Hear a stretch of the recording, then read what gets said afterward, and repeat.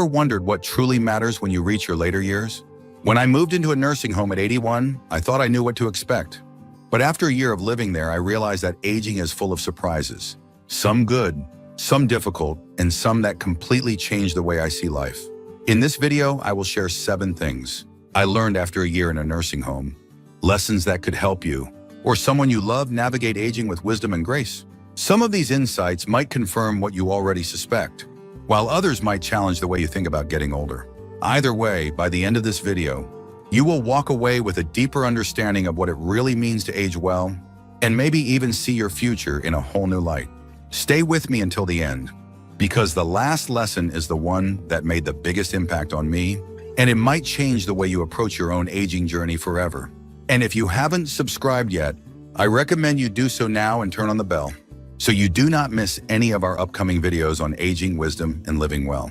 Now let's get started. Number 1, loneliness is a choice, not a sentence. When I first moved into the nursing home, I expected to feel lonely. I had lost my spouse years ago. My children were busy with their own lives, and most of my old friends had either passed away or moved far away. I assumed loneliness was just part of getting older, something I would have to accept. But after a year of living here, I have learned something that changed my perspective completely. Loneliness is not a condition, it is a choice. I have seen 2 types of people in this place. There are those who sit in their rooms all day, waiting for someone to visit, convinced that no one cares about them. And then there are those who walk down the hall, smile at others, start conversations, and make an effort to be part of something. The difference between these 2 groups is not their circumstances. It is their mindset. One woman I met, Margaret, taught me this lesson. She had no family nearby, no visitors.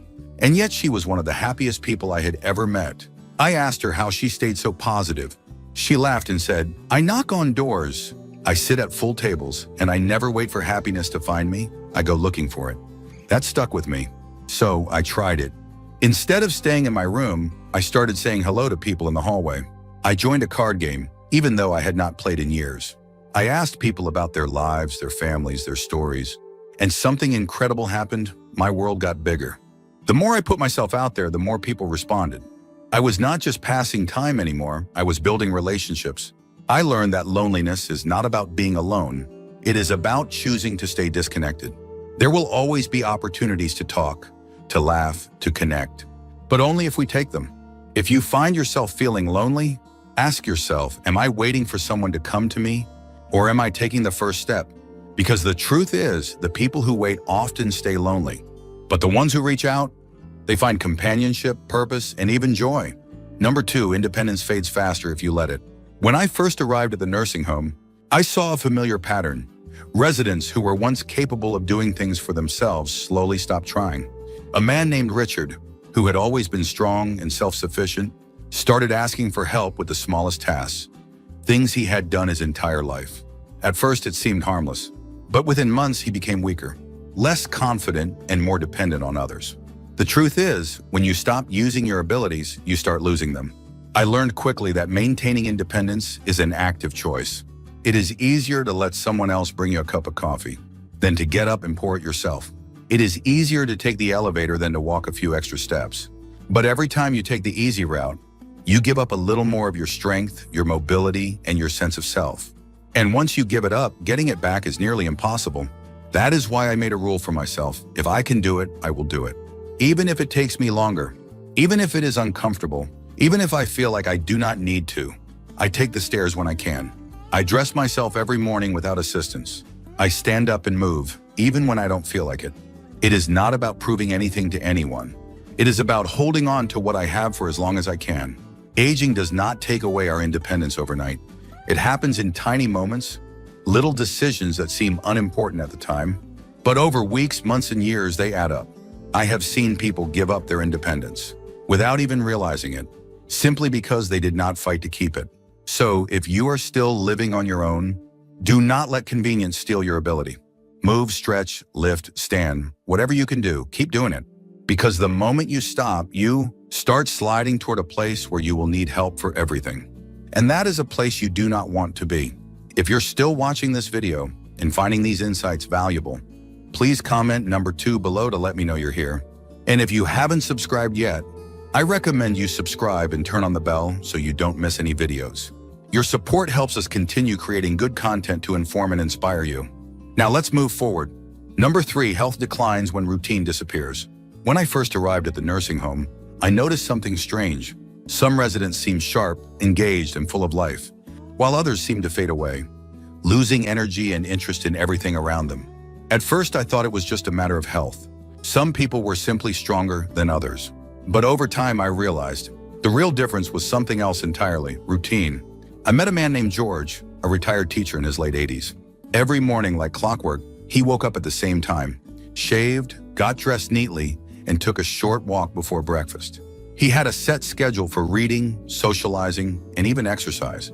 He was sharp, alert, and had a presence about him. Then I met others who had no routine at all. They woke up whenever they felt like it, skipped meals, stayed in their rooms, and let the day pass them by. The difference in their mental and physical health was undeniable. I learned quickly that the body and mind need structure. Without it, everything starts to unravel.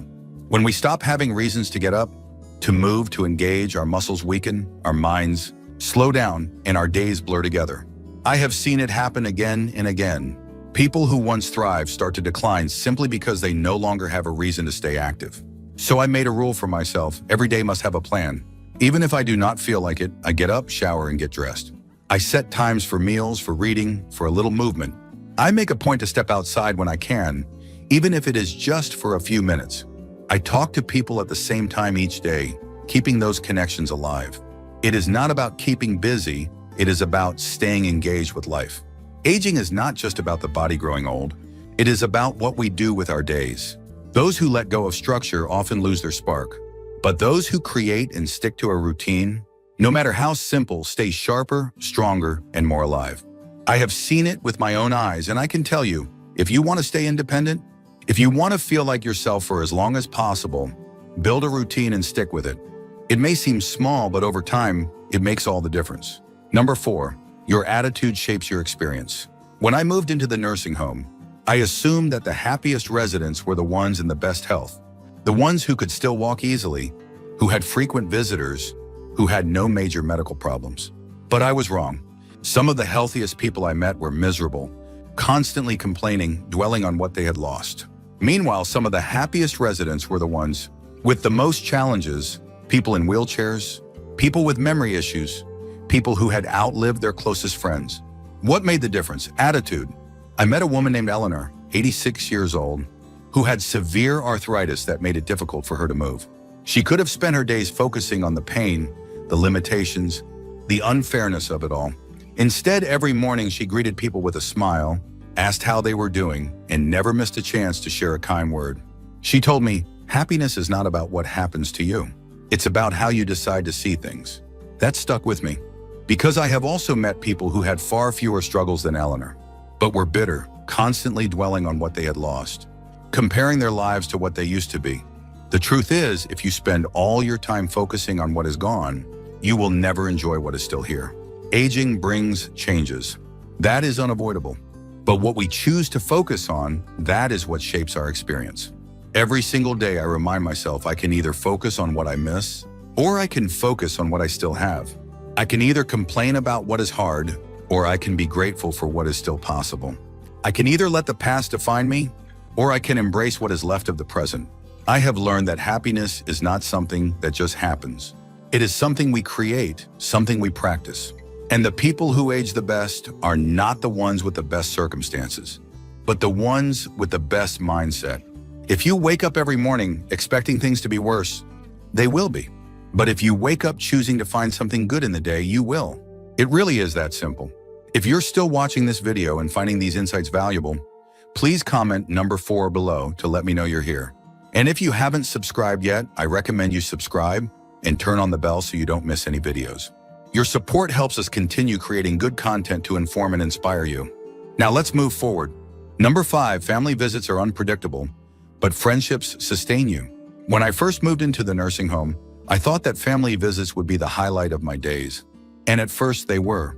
Seeing my children, my grandchildren, catching up on their lives, it gave me something to look forward to. But as time went on, the visits became less frequent. Life got busy, schedules got complicated, and sometimes weeks would pass without a visit. At first it hurt. I found myself waiting, hoping, feeling disappointed when the phone did not ring. Then I noticed something. The people who spent all their time waiting for family visits were often the loneliest. But the ones who built friendships inside the nursing home, they always had someone to talk to, always had a reason to smile. That was when I realized family is important, but friendships are what keep you going. I met a man named Albert. He had a son who lived 2 hours away and only visited once every few months. But Albert never seemed sad or lonely. Every morning, he had coffee with a small group of friends. He played cards in the afternoon, shared meals with people he cared about, and always had someone to laugh with. One day I asked him how he managed to stay so positive, despite not seeing his son very often. He smiled and said, "I stopped counting the visits and started counting the people who were here every day. That changed everything for me. Instead of focusing on when my family would visit, I started focusing on the people around me. I made an effort to sit with different groups at meals, to check in on my neighbors, to join in on activities, even when I felt like staying in my room. And the more I did, the less lonely I felt." The truth is, our families love us, but they have their own lives, their own responsibilities, and as much as they care, they cannot always be there as often as we might want. That is not a reflection of their love, it is just life. But we can choose to let that make us feel forgotten, or we can choose to build connections right where we are. I have seen it again and again. People who sit and wait for family visits often feel disappointed. But those who put effort into making friends, into being part of something, into forming relationships with the people they see every day, they thrive. Because at the end of the day, love is not just about who is related to you. It is about who shows up, who cares, and who makes your world feel a little less lonely. And more often than not, those people are not the ones who share your blood, but the ones who share your days. Number 6, the past becomes more vivid, but the present still matters. One of the strangest things about getting older is how the past starts to feel more real than the present. I can remember details from my childhood with absolute clarity. The way my mother's kitchen smelled, the songs that played on the radio, the sound of my best friend's laughter when we were kids. But ask me what I had for lunch yesterday, and I might have to think for a moment. I have noticed this in others too. Conversations in the nursing home often drift toward the past. Stories of old jobs, young love, the way things used to be. And I understand why. The past is familiar, comforting. It is a place where we were strong, where we were needed, where life felt bigger. But there is a danger in spending too much time looking backward. It can make us forget that we are still here. I once met a man named Frank. He was 89 and he could tell stories about his younger days in stunning detail.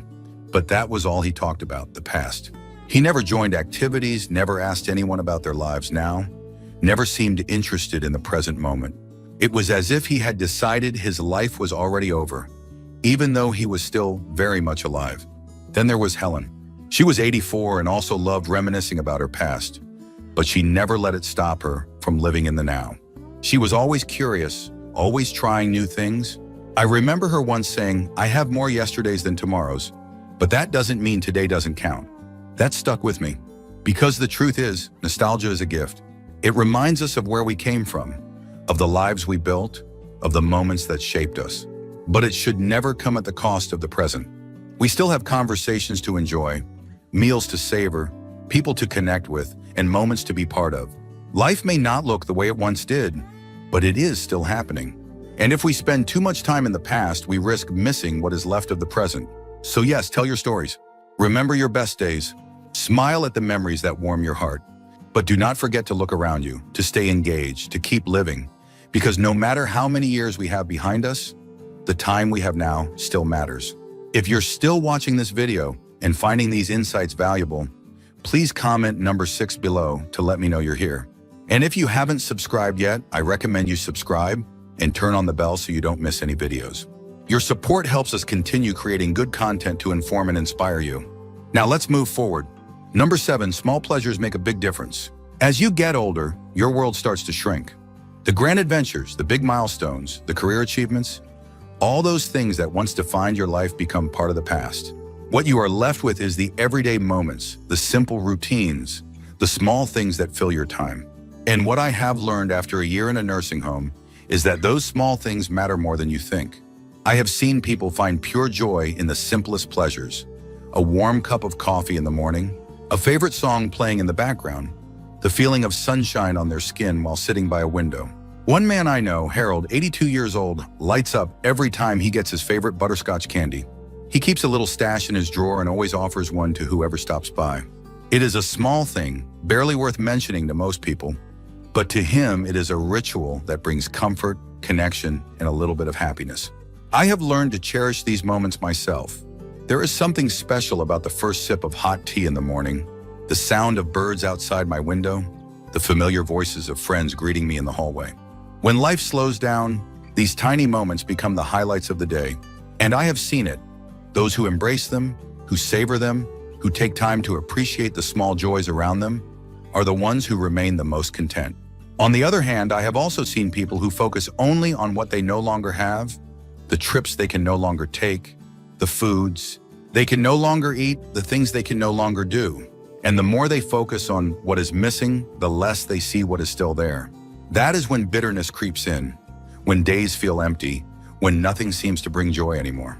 The truth is, happiness does not always come from the big things. Sometimes it is just a good meal, a kind conversation, a quiet moment of peace. And when you learn to appreciate those things, life becomes a little brighter, no matter where you are, no matter what stage of life you're in. So take a deep breath. Notice something small around you right now, a sound, a smell, a taste, a feeling that brings even the slightest bit of joy. Hold on to it, because in the end, it is not the big events that make life meaningful, but the small pleasures that make each day worth living. Final thoughts. After a year in a nursing home, I have learned that aging is not just about growing older. It is about how we choose to experience the years we have left. Independence fades if we let it, but if we stay active and engaged, we hold on to more than we think. Loneliness is not an unavoidable fate, it is a choice, and the more we reach out, the more connected we feel. Routine is not just a way to pass time, it is the foundation that keeps our bodies and minds strong. Attitude is everything. The happiest people I have met are not the ones with perfect health, but the ones who decide to focus on what they still have instead of what they have lost. Family visits may not always be frequent, but friendships can fill the gaps and bring steady companionship. The past will always be with us, but if we spend all our time looking back, we risk missing the moments that still remain. And in the end, it is the little things. The morning coffee, the laughter, the sunlight streaming through a window that bring the deepest sense of joy. If there is one thing I want you to take away from this, it is this: life does not end when things change. There is still room for connection, for growth, for happiness, if we are willing to embrace it. Thank you for joining us today. We'd love to hear from you. Leave a comment below and share one thing you learned today and how you plan to use it in your life. Your thoughts are important to us, so do not hesitate to share them. Reading your comments gives us great motivation and encouragement. If you enjoyed this video and found it helpful, please like, subscribe, and share. Your support helps us continue creating good content to inform and inspire you. Thanks for watching, and we look forward to seeing you in the next video.